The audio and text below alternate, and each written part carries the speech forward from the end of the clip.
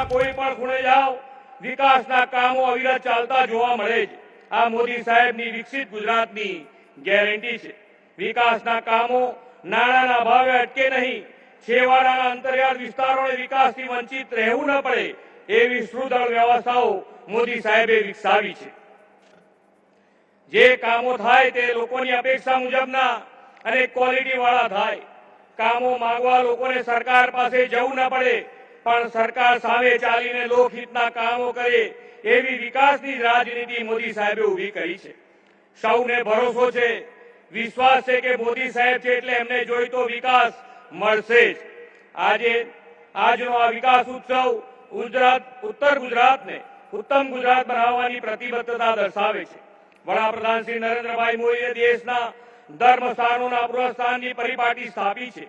એ જ રાહે આગળ વધતા બનાસકાંઠાના રીછડિયા મહાદેવ મંદિર અને ત્યાંનું તળાવ તેમજ થોળ અને નળસરોવરના તળાવના વિકાસ કામોનું ખાતમુહૂર્ત આજે વડાપ્રધાન શ્રી કરવાના છે।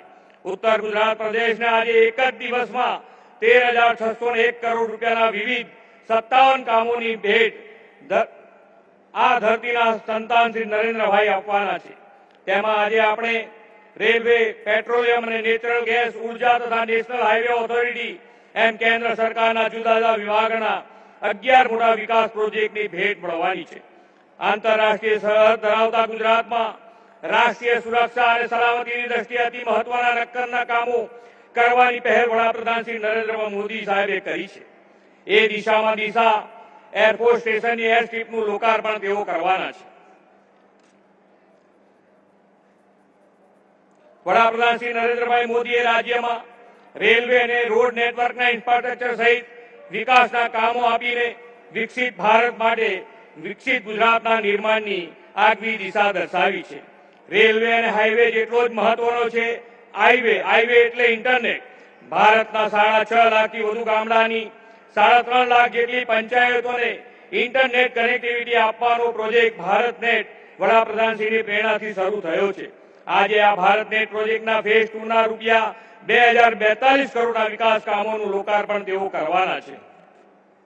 વડાપ્રધાનશ્રીના નેતૃત્વમાં દેશના પાછલા 10 વર્ષમાં જે સ્પીડ અને સ્કેલથી વિકાસના કામો થયા છે તેનાથી વિકાસની આખી વ્યાખ્યા બદલાઈ ગઈ છે।